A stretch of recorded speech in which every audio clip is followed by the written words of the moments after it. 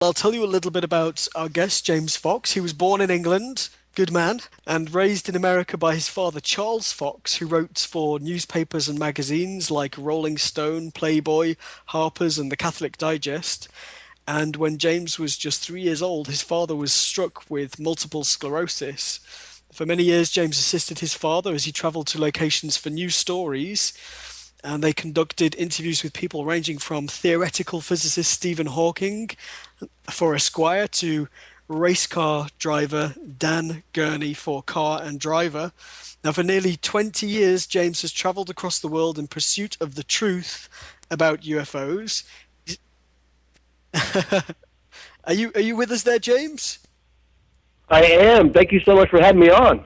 You're welcome. I was just going through an introduction, James, telling everybody about your experience. Now, before I ask you some questions, I wanted to just say to our listeners that you've produced three films about UFOs, and in 2007 orchestrated an event with help from journalist Leslie Keane from the Coalition for Freedom of Information, which is hailed as the most credible civilian effort of disclosure on UFOs in history. And I'm very excited because although I wasn't meant to be interviewing you this evening, Bobby was. I'm excited to have this opportunity because I remember watching that event and being fascinated by the credibility, the evidence from these people that were involved in that announcement.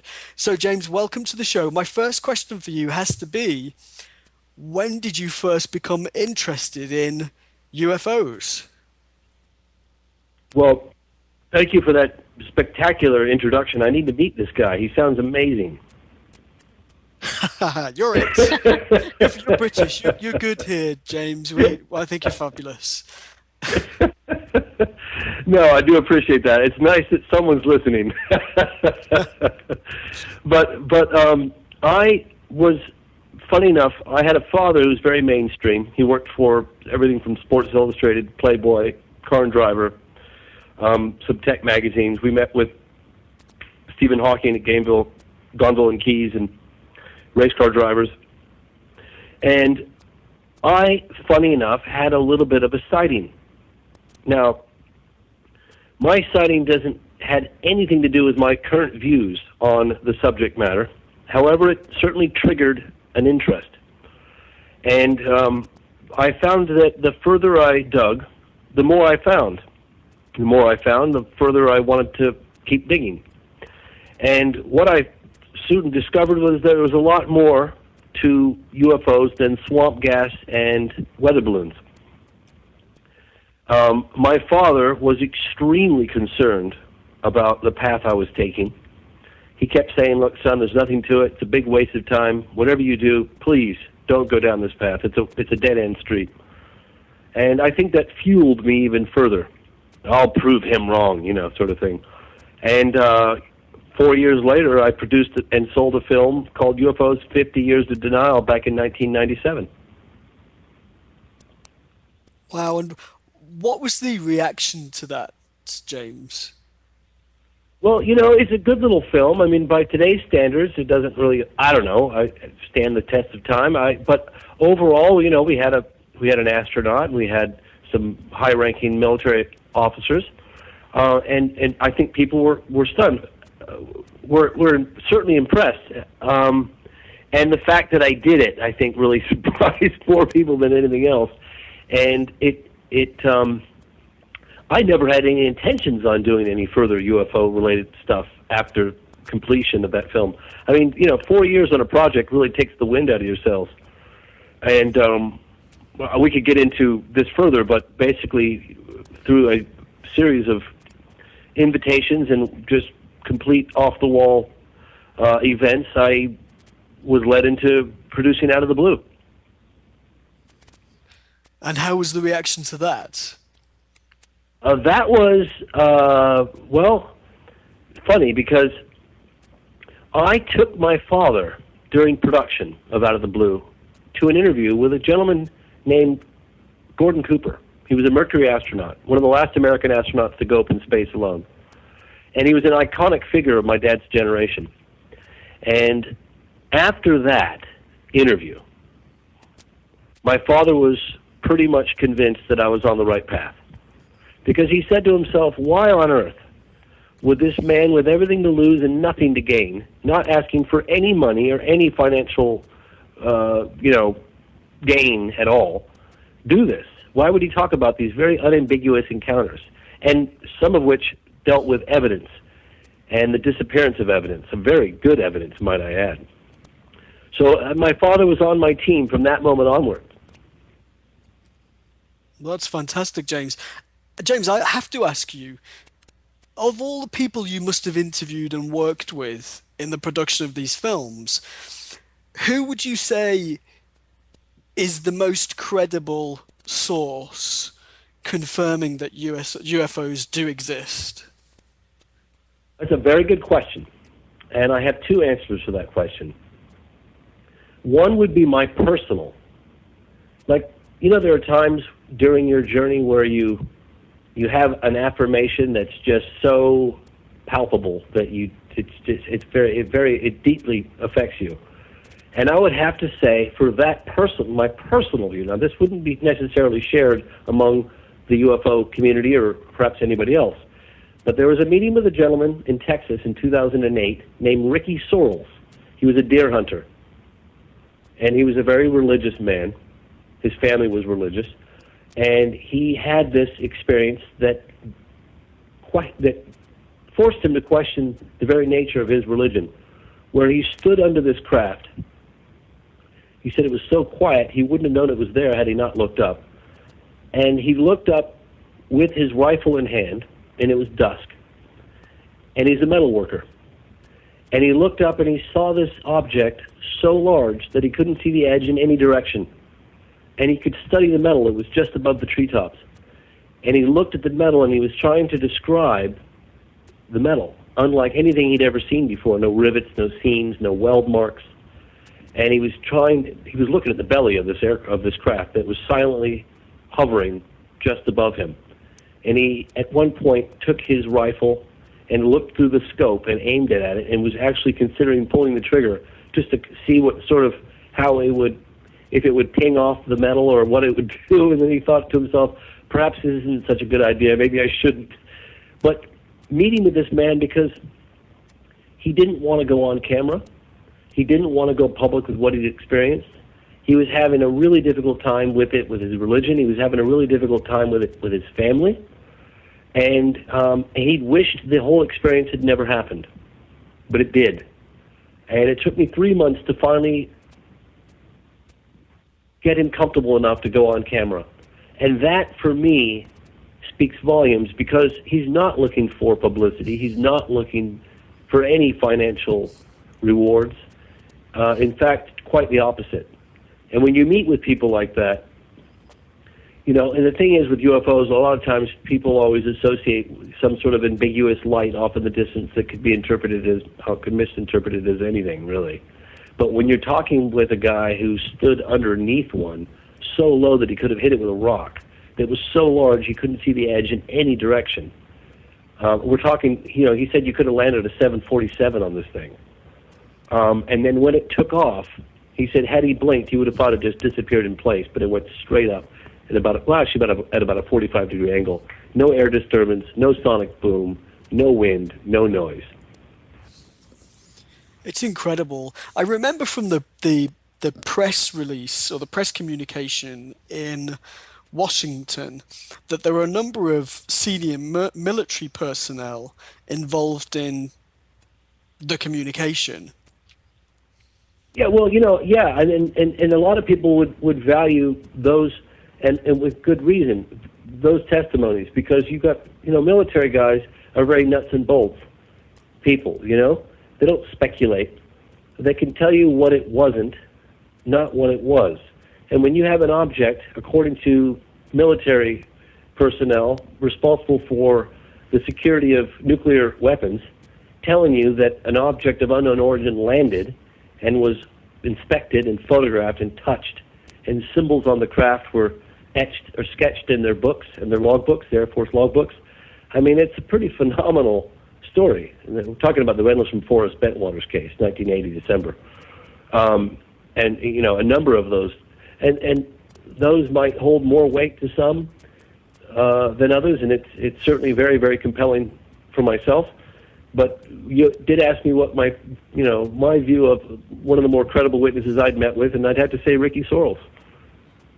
I remember, James, I was in the UK last year, and my family live not too far from Wrexham in North Wales, and there was an incredible sighting in Wrexham a number of years ago, and I spoke to people that had seen the UFO in question. I was intrigued to ask you about the military evidence about a UFO disarming. It was either disarming a nuclear weapon or a nuclear facility. I can't remember which. Can you tell us about that? Yeah, there's a number of cases featured in Out of the Blue. One of which was and it wasn't just eyewitness testimony. It was actual filmed evidence from multiple camera angles of an Atlas rocket being launched at Vandenberg Air Force Base circa 1964, where you have this Atlas rocket with a dummy nuclear tipped warhead, traveling between 8 and 14,000 miles an hour, when suddenly this, and I'm just describing to you what was told to me directly by a first-hand witness, this disc-shaped object comes into view, circles around the dummy nuclear-tipped warhead, and shoots beams at it, and then the tip falls out of the sky. Wow. And there was filmed footage of that this gentleman that I interviewed was responsible for capturing. I mean, he was just capturing a launch at Vandenberg. They had absolutely no idea that they were going to capture a disc. And he watched the footage. He shot it, and then a couple days later he was brought into a meeting unexpectedly. There was the base commander was there, and a number of guys in suits were there, and they played the film, and then they stopped it and said, "What the hell is that?" And he said, "Well, it looks to me like we captured a UFO." And there are other cases at Malmstrom Air Force Base where you have UFOs spotted, witnessed, very low to the ground, and then all of a sudden a number of the Minutemen missiles go into a no-go situation, which according to the base commander that I spoke to, none of them are connected to each other. So if one was affected, it wouldn't affect the others. But most of their missiles went into a no-go right after a flying saucer was witnessed hovering over the installation. Now, keep in mind, the December 1980, unbeknownst to the world, was housing nuclear weapons during the Cold War. And those objects, whatever they were, flying over the base that night and multiple nights afterwards, were seen shooting beams of light down into the bunkers. And those bunkers were housing nuclear weapons. That was referred to me directly by the Deputy Base Commander, Colonel Charles Halt, and a number of witnesses that were with him that night. You remember the infamous tape recording? Yes, I do. Yeah, so they seem to have some sort of interest in our nuclear capabilities. Yeah, I often wonder, actually, James, if it's that they, I'm very interested in metaphysics, and I believe that everything is interconnected. So I often ask myself if extraterrestrials are interested in monitoring our nuclear activities because they potentially carry such enormous consequences, and not potentially just for this planet, but for many others, and potentially not just for this dimension, but for others. So do you feel that that's why extraterrestrials may be interested in our activities with nuclear fuel and nuclear weapons even? Well, it's interesting you bring that up because, White Sands, New Mexico, I mean, you've got, what was it, Ground Zero, the detonation of the atomic bomb at Trinity Site, and you've got all this UFO activity, the resurgence of UFO activity right around that time, right? I mean, when was it detonated? Was that 45? Yeah, that sounds about right. Yeah, Trinity Site 45. So you've got that whole massive wave of UFO sightings starting right around that time. And the epicenter, of course, would be in New Mexico. So it's funny that, is it a coincidence that the whole Roswell thing happened there and that all those sightings happened there? I don't know. I doubt it. It seems like there's a preponderance of evidence that would suggest there's a keen interest in our nuclear capabilities. And I asked a colonel actually, and this guy was responsible for making the decision of, or actually implementing, pushing the finger on the button to ignite, World War III, basically. And I asked him, I said, well, what do you think was going on that day at Maelstrom? And he said, well, it looks to me like they were taking the matches out of the hands of a baby, is exactly what he said. Yes. Yeah, because of the consequences, it seems that that's something of interest. You often wonder, don't you, that maybe we're so far behind that they're not really interested in us. We don't really have a lot to offer, but a nuclear event has such consequences. That's something that they may be interested in. It seems to be certainly very plausible to me. I can't say with 100% certainty that that's what's going on, but I also would say that appears to be the most likely case scenario, is that we're under some sort of surveillance observation, and perhaps that level of activity would affect whatever dimension or wherever they're from. I don't know. Now, James, I want to ask you, were you concerned about your safety or what might happen to you when you were coordinating this press release in Washington? In other words, did you have concerns that you, in effect, were coordinating a number of people that were giving very credible evidence about UFOs, and that the authorities, for example, may be very displeased by that? Funny you should say that. Out of all the films I've done, all the places I've traveled, there were only 2 times where I felt uncomfortable.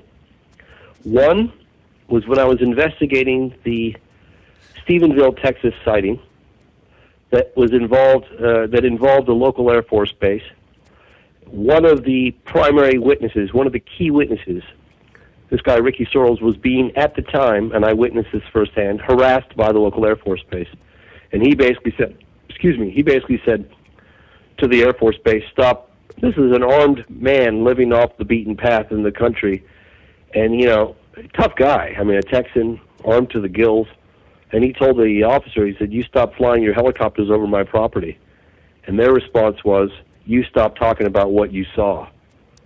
And I witnessed very strange activity, which appears to be that he was being clearly monitored and under surveillance by, I had a really, I'd like to give you an example. This guy lives way out in the middle of nowhere, and suddenly this FedEx truck arrives at his house, and the guy says, oh, terribly sorry, I got the wrong address. I'm thinking, how the heck did that? And meanwhile, he's been getting phone calls and helicopters flying over his place at night. Since then, there's been an acquisition of his property, and I had a very uneasy feeling, and we ended up leaving town. Very uneasy feeling. That was once. That was it. The other time is when I was putting together the panel, I got an email that said, stop doing what you're doing, otherwise I'm going to put you to Z. And the Z's got progressively smaller in the email, and I could never find out who sent it. But it might have been just a coincidence, I don't know. But during the actual event, I remember there was a lot of things, obviously, I had to keep track of, documenting. We had the presentation, and we had all the media requests for interviews, and we had a panel room filled with these incredible witnesses flown in from all parts of the world. And at one point, I looked around the room at the ballroom at the National Press Club, and there were 2 guys in suits that were filming with very small cameras up top. They weren't down on the floor with everyone else. There was like a little railing above, very narrow, very unusual place to be. And there were 2 guys in suits up there. And then I was told later that, because remember, these were all military guys that I had flown in. They said, you had the NSA or CIA, NSA, and maybe the DIA were present here. So, but they weren't threatening it at all. But they didn't want to interact with anybody, and they were filming it, perhaps for their own investigation. And one of the things that I realized during that time in 2007, I go primarily by firsthand experiences. In other words, from what's told to me, not what I read out of a book, but what's told to me by the military witnesses. And every single military man that I interviewed, regardless whether it was from, whether it was Tehran, Belgium, South America, France, wherever, England. Within hours of the case, there was a representative from the American government. I don't know what agency they were from. They didn't know what agency they were from, investigating the case. And even in one particular time, and they say, oh, we don't investigate UFOs anymore since the termination of Blue Book in '69, which I learned is absolute hogwash. But there, in one particular case, I think it was the 89, 1990 over Belgium case, with De Brouwer, General De Brouwer of the Air Force, Belgian Air Force, said that an American from an unknown government agency was there investigating the case and requested for the gun cam footage taken by the F-16s that night that were scrambled to intercept that UFO. And he said, sure, I'll share that with you, provided you give me an official request in writing. Well, the guy wouldn't do it. It's fascinating. Then there would be a paper trail. Now, I didn't read about this. This was told to me by the people who experienced it firsthand, from the General Jafari in Tehran, the 1976 UFO over Tehran case, absolutely phenomenal. People down in South America, Chile and Brazil, Peru, Belgium, France, England. I mean, the Deputy Base Commander, Colonel Charles Holt, told me that a lot of his men were interrogated and given sodium pentothal. He didn't authorize that. Who was that? What government agency did that? They say they're not investigating UFOs. I mean, all I can say to you is my ass. Yeah. Well, James, wasn't there was a very big and well publicized sighting in Russia quite recently, even just a couple of months ago, I think. Sorry, I get stuff sent to me so often. You have to remind me of that, because I get stuff sent to me so often, and I don't always have the time to investigate all the current stuff. So you might know more about that than me. Well, it's simply there was an incredible UFO sighting in Russia, in part of Russia, and school children had seen it. All manner of different people had seen this UFO, and it was very well reported in the media. But I always find it just fascinating. And even as a kid, when I was interested in UFOs and would watch TV shows about UFOs and read books about them, I could never quite understand why there's so much information, so many people have seen UFOs, there's so much evidence, yet there's never really a discussion about how we hold our governments or the authorities in our different countries accountable for telling us what's actually going on. Well, it's that's a very good point. When I went to Russia and interviewed cosmonaut Pavel Popovich, I went and interviewed General Alexeyev in Star City in the 90s. When I first got there, we met with none of them did speak English, actually. Maybe Pavel Popovich, but I didn't speak English with him. But the first thing our translator said to us on day one, and he was translating from an admiral, actually, and he said, if you're here to discuss whether or not, this is in Russian, if you're here to discuss whether or not UFOs are real, the door's right over there. You can leave now. And I sort of looked at the translator and I said, well, what is he, And what he was saying to me was, you clearly haven't done your homework if you're here to find out whether they exist or don't exist. We're here to meet with you because we'd like to encourage to open up a dialogue, an exchange of information internationally, especially with the U.S. government. And it seems very compartmentalized, but you have to remember there was a very big incident that happened in '52. I think it was July of '52 over the Capitol building in the U.S. And it was witnessed by a lot of people. There were, I think, F-86s scrambled to intercept these things. They were picked up on radar. They had visual confirmation. It was a big deal. And they had a press conference, and General John Sanford came out in uniform and addressed the nation about it. And quietly behind the scenes is when they put together the Robertson panel. And that was in '53. Dr. Jalen Hynek was part of that.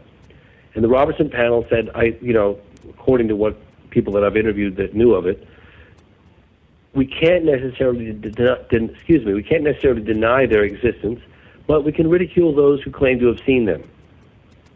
And that policy was adopted in like right around that time, and it stuck, and it was very effective. So, people didn't want to come forward for fear of ridicule and laughter.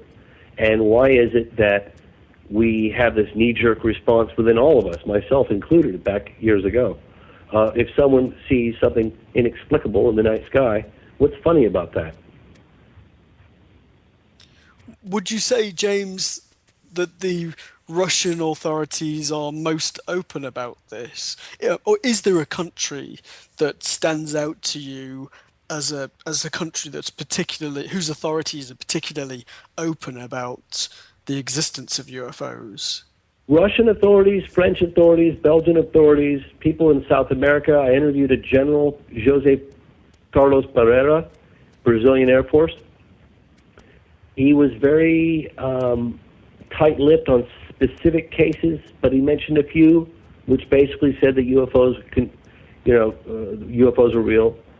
The Belgians seem to be much more open with it, much more. I'm just talking my personal experience.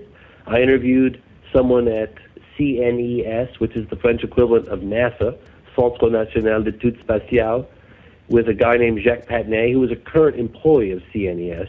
And they had a branch, I think JPOL, that investigated UFOs in official capacity, who admitted to me on camera that we were probably being visited. Very big statement for someone in his position. The Russians were very open with me at the time. So it seems that, when I say open, not excluding that UFOs are real, not saying definitively, hey, we're not definitive statements that we're being visited, but alluding as an extremely strong possibility that's what's happening. But the American government, nothing, man. They are tight-lipped and not releasing anything, and just denial. Do you think perhaps they had more to hide than the rest? I don't know. There's so much, isn't there, in the public domain about the development of technology that we've developed incredible technology because of our reverse engineering, our research on UFO findings, such as Roswell, New Mexico. Well, I'd like to think that's what they did, and it would certainly be the right. Okay, let's back up.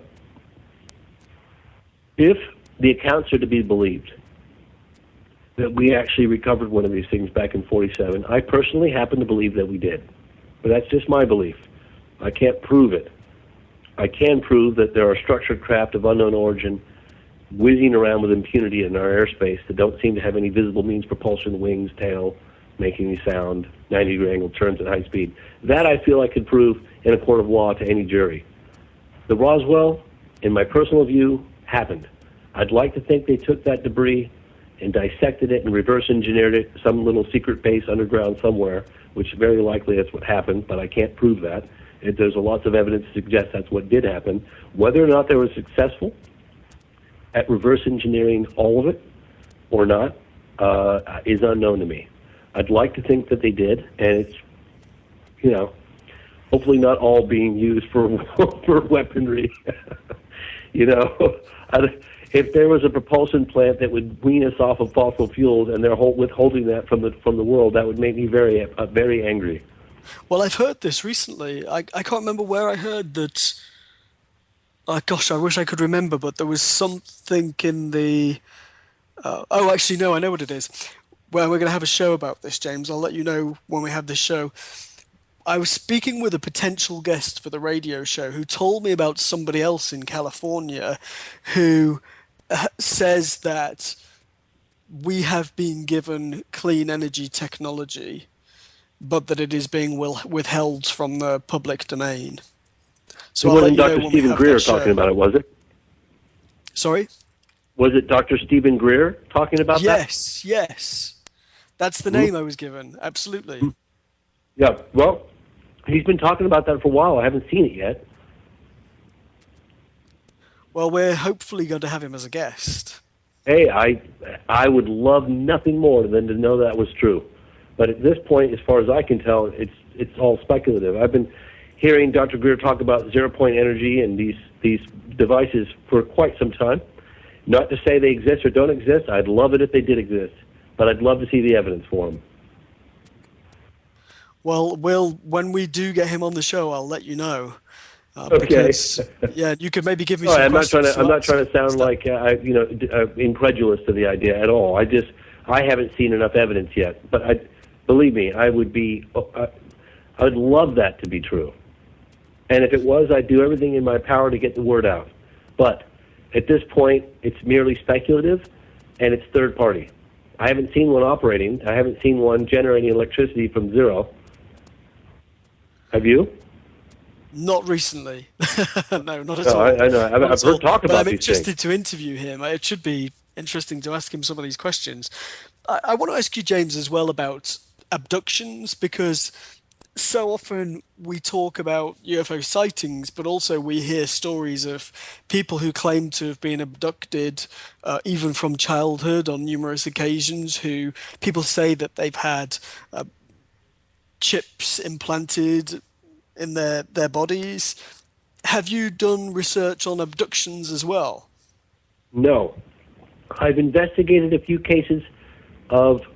Hold on, let me just make sure I shut this thing off here before it vibrates. I've investigated personally a few cases like the Travis Walton case, the Betty and Barney Hill case, the Allagash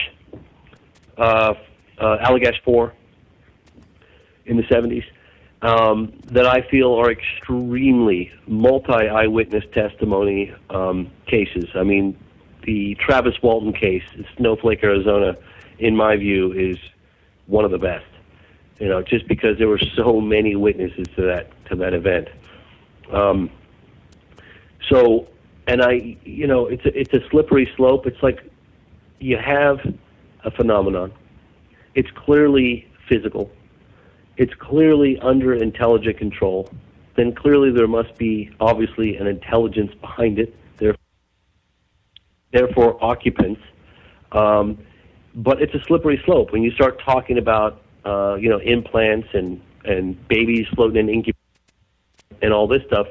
Those accounts, some of those accounts might very well be true, but we have to be careful as people who research and make films on this topic, not to attach themselves firmly to any one particular case for the fear that that could discredit all of the work we're doing. However, there's a few cases I feel that one can. But you understand my point here. There's some pretty wild allegations. Yes, and you've got to keep your work credible, so it's got to I be think keep it backed up by credible. I evidence. think Absolutely. more importantly right now is to take it in baby steps and establish beyond a reasonable doubt that these things are real. They're happening. The phenomenon's occurring worldwide. It's clearly under intelligent control. Therefore, there's intelligence behind it. There are occupants. Do I think some of these might be remotely controlled? Sure. Do I think some of them are occupied? Yes. Do I believe in abductions across the board? I would say there's more evidence to suggest they're happening than not happening, but I can't prove them right now. I don't have that bit of proof. But I can't also at the same time, speak intelligently like, Bud Hopkins or Dr. John Mack or any of these other researchers, David Jacobs, which I totally respect their work and what they've done. I just can't speak intelligently on it. Well, you've certainly got lots to share, James. It's fascinating to talk with you. We're going to take a short commercial break, James, and then my colleague Maureen wants to ask you a question. So we'll be back in just a moment. Standing by. A new era in psychic services has begun. PsychicAccess.com. You can connect with our psychic advisors by telephone or chat 24 hours a day, 7 days a week. All of our psychic advisors are interviewed, fully verified, and accuracy tested, assuring you quality service. We're living in some very troubled times right now. More and more, the world's problems are affecting us on a personal level. You don't have to deal with this alone. Our highly accurate psychics, caring advisors, and talented mediums can help with situations you are currently experiencing and can let you know what the future may hold for you. All new customers get a free 6-minute reading.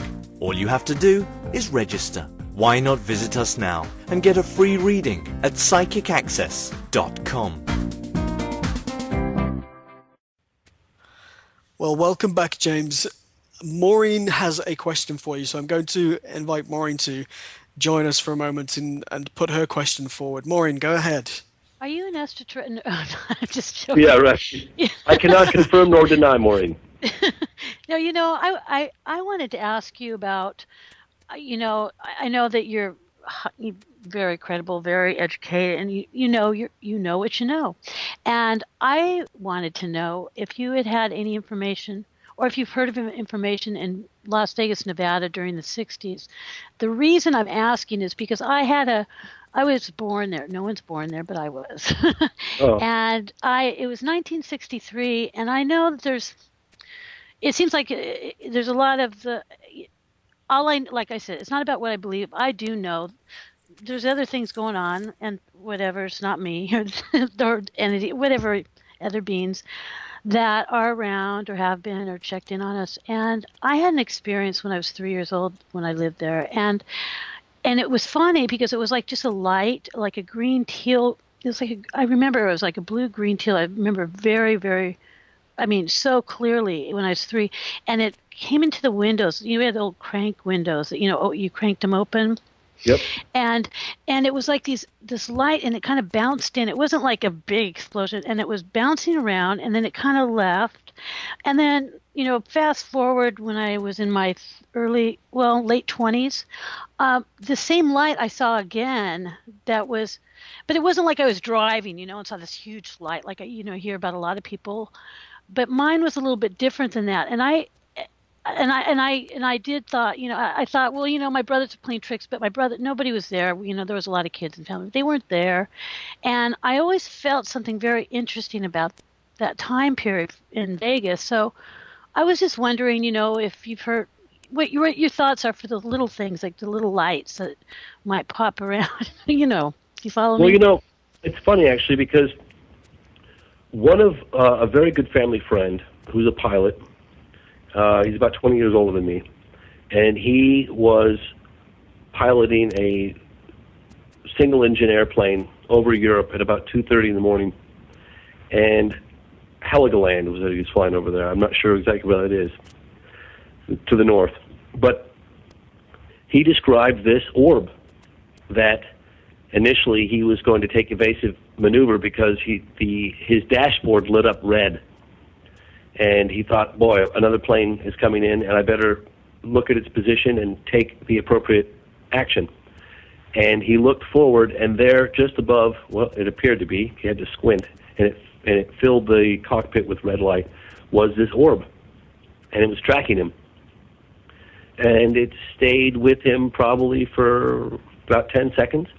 And then he said it accelerated at a phenomenal rate of speed, just straight ahead of the aircraft, did an extremely sharp angle turn and went straight up into the sky, into the stars, and was gone. And it was an orb. And I've heard lots of those stories of orbs tracking. I've heard people in all different shapes and sizes.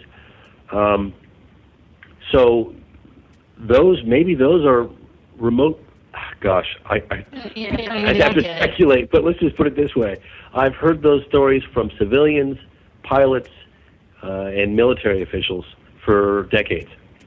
Okay, yeah, thank you for that, because orb, I should have said orb, I guess is the best way of putting it exactly. And thank you. I wish I could sit there and tell you what they are. I don't know. I just heard. No, I know what they are. Yeah. All right, well, there we go. I had a trip. Thank you very much, James. Of course.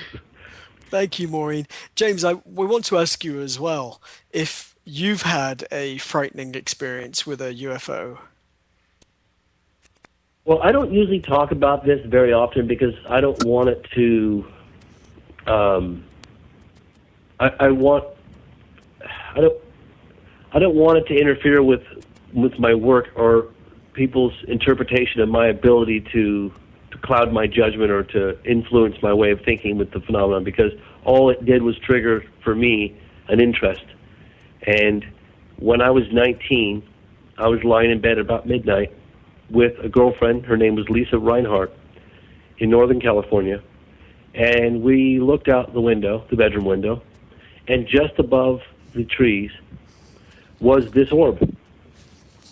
And it was probably like a yellowy orange color, but it was kind of like pulsating a little bit, almost like it was breathing or pulsating just a little bit. It was changing.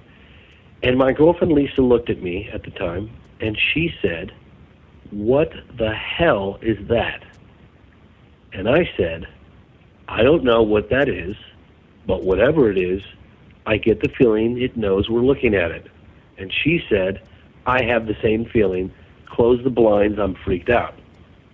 So I jumped out of bed in my underwear, and I was fumbling around trying to shut the blinds, and I ripped them right off the wall. In my haste, I pulled them right down off the wall, and they hit the floor, and there I was fumbling around in my underwear at midnight, trying to put the damn blinds back up again to close, to obscure our view of this thing.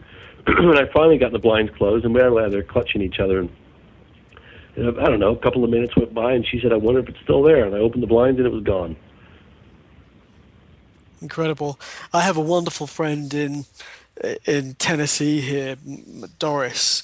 She's been so good to me, and I'm very good friends with her daughter Misty. And Doris was telling me that she remembers as a child in South Carolina, she went out for a walk with her mother and her sister, I think, and they were out in the countryside, and this enormous disc UFO moved in and just stopped above them, and she said it was just gigantic, and immediately their mother grabbed their hands and said, "We have to go back to the house," and they just ran back to the house and shut themselves in the house. But I know Doris very well, and she wouldn't tell me a porky pie, as we say in the UK, a lie. It was a true account. Oh my gosh, I've heard so many accounts. I have a guy, one time,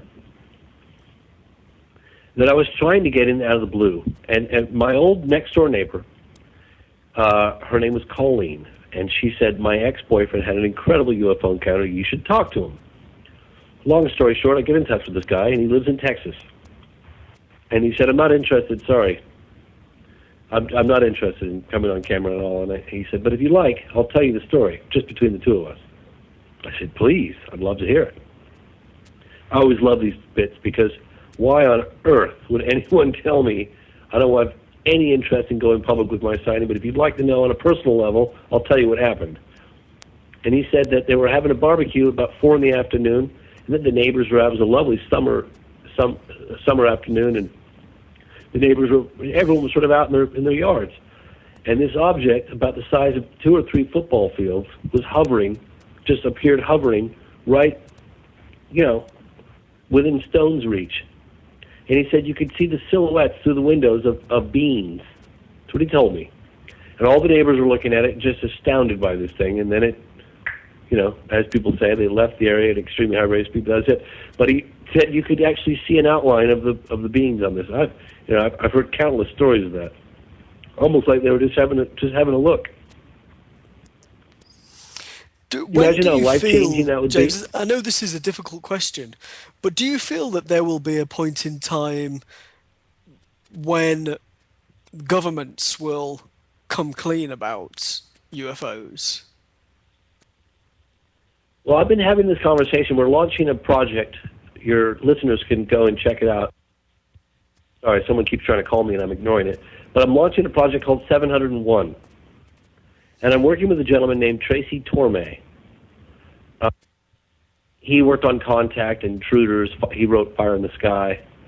And Tracy and I have been talking about that, bringing up that very question.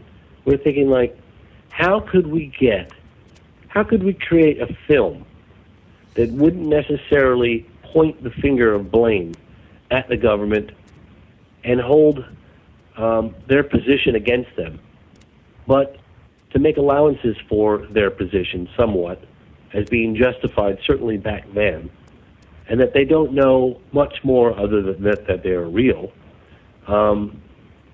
today than they did when they set out to investigate this back in the 40s. Maybe they're just, of course they have more concrete evidence, but just maybe they're just as much in the dark about this as your average Joe, other than they know they're real.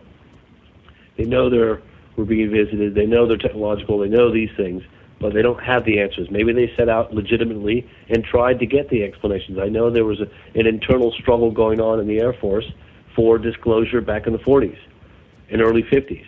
There were some people who believed that the public had a right to know. There were others that were saying, look, this is going to open up a can of worms, and we need to provide some answers of which we don't have right now. Maybe it was legitimately, debated at the time, and they decided that, right now is not a good time to disclose what we know and what we don't know.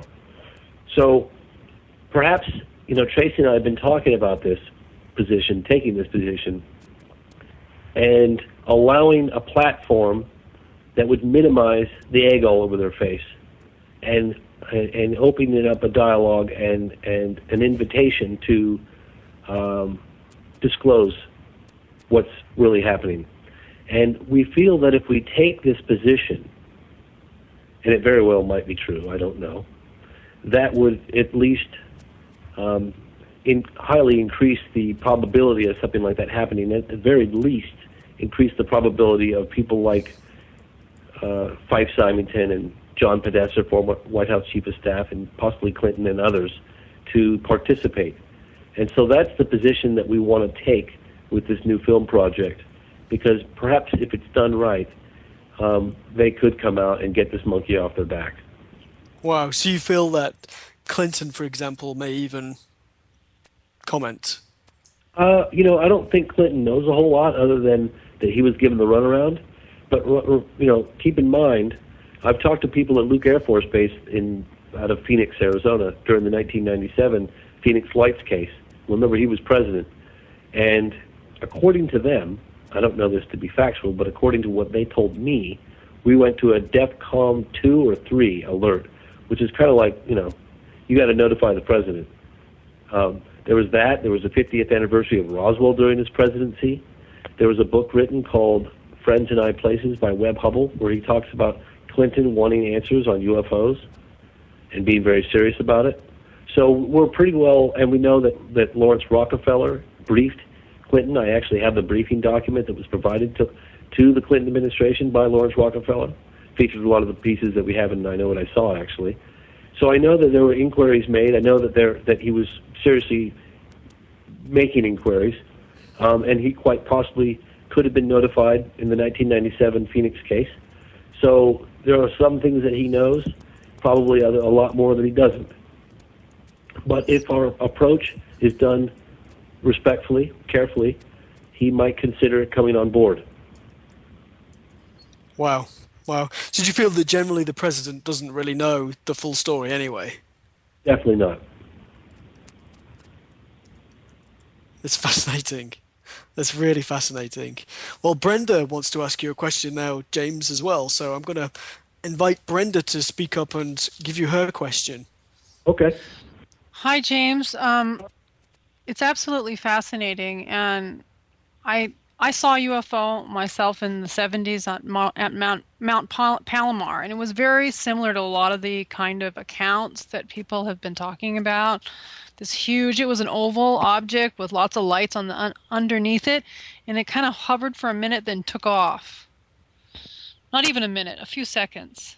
But what I wanted to ask was, there's all this ancient alien stuff on, all over television now and stuff, and it seemed like, they've been around forever. And do you believe that, and this is kind of where I see it, in the advent of man-made religion, a lot of this has been kind of stuffed down, like, oh God, this can't be, maybe it's contradictive to, certain religious views. Well, didn't God create the earth 5,000 years ago?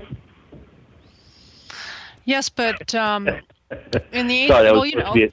I'm talking about the ancient Egyptians, the Mayans, and all this, the stuff they talk about in ancient aliens and stuff, and I was walking around in Tikal in the 1996.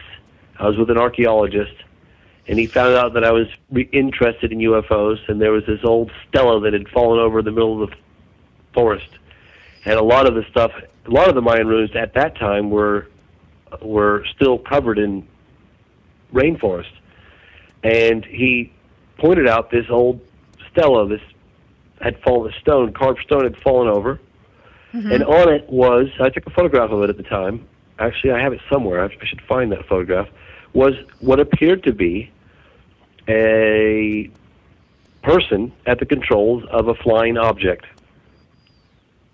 So I said, "What's that?" And he looked at me and said, "I don't know, you tell me." So, I mean, why would it be a new thing? I mean, why would it be a new thing? I mean, it doesn't make any sense, does it? I mean, it doesn't make any sense. Have you heard of what they've talked about at Saqqara in Egypt, that there's a UFO landing pad there? Yeah, well, when I was hiking around in, not Tikal, sorry, I'll think of it, Chichen Itza. Chichen Itza is amazing. Yeah, there's a four-sided pyramid. Thinking of the name here, but it was Kukulkan was the god that they created it for, and he wasn't like this mystical character, according to the Mayans. He was this feathered serpent that descended from the heavens and landed, and they dedicated this four-sided pyramid to him. And Kukulkan, I believe it was, and it's called El Castillo is the name of the pyramid. But it was very interesting reading that when I was down there, and when I was walking, and we actually rented out. I was with National Geographic at the time. It was one of the few good things that came from my TV show Chasing UFOs, because I got to walk around in Chichen Itza. We got to rent the whole place out at night to ourselves. It's mysterious, boy. That must have been freaky, especially in those older pyramids in the back. Oh my gosh! I went up Kukulkan. I went up El Castillo all by myself at night. There were scorpions, and I had a little flashlight, and I don't know if you've walked up there. You can't walk up it anymore. They closed it off to the public. But I got to walk up it by myself at night. It was something else. But it's really steep. It's extremely steep. It looked like if I was going to make a landing pad for somebody, that's what I would have done. Well, thank you. Yeah. Well, James, I'm so sorry, but I could talk to you forever. It's been so interesting, but we're out of time, unfortunately. Well, listen, I hope that you guys. I certainly enjoyed it, and if anyone wants to check out our new project, we are. It's 701 the movie 701themovie.com. We're offering a very large reward for UFO evidence. It could be a document, could be film footage, could be a photograph. Hopefully it's official, but it could be civilian. There's a little form that you could fill out, and people could submit it. And the award, in the very near future, there will be an announcement made that the reward is going up significantly. But for the time being, it's $100,000. But in the near future, it's going to go up even higher. So if anyone out there has evidence or knows someone who has some evidence that'd like to submit, it's not a blurry, ambiguous orb with no points of reference in the night sky, something structured, preferably, with points of reference. We'll take nighttime, but we're preferred daytime. Please consider submitting that evidence. Wonderful. Well, thank you, James. Just tell us again. Tell us the name of the website again, just so that everybody gets that again. The number 701themovie.com. It stands for the number of cases not explained as part of Project Blue Book's files. There were 12,618 cases investigated, out of which 701 remain unexplained. Fantastic. Well, James, thank you so much for being with us, and thank you for doing this pioneering work as well. Oh, gosh, thank you for having me on. I really appreciate it. Our pleasure, James. Good luck for the future. Thank you so much. Following you. Hello, my name is Res Miranda, If you're having relationship, career, or life issues, I'm inviting you to experience what it's like to have access to professional, highly accurate psychics and spiritual advisors you can trust to care and help you. Register now to get your free 6-minute reading by telephone or chat. Get answers. Get access. Psychic access. 24 hours a day, 7 days a week. PsychicAccess.com.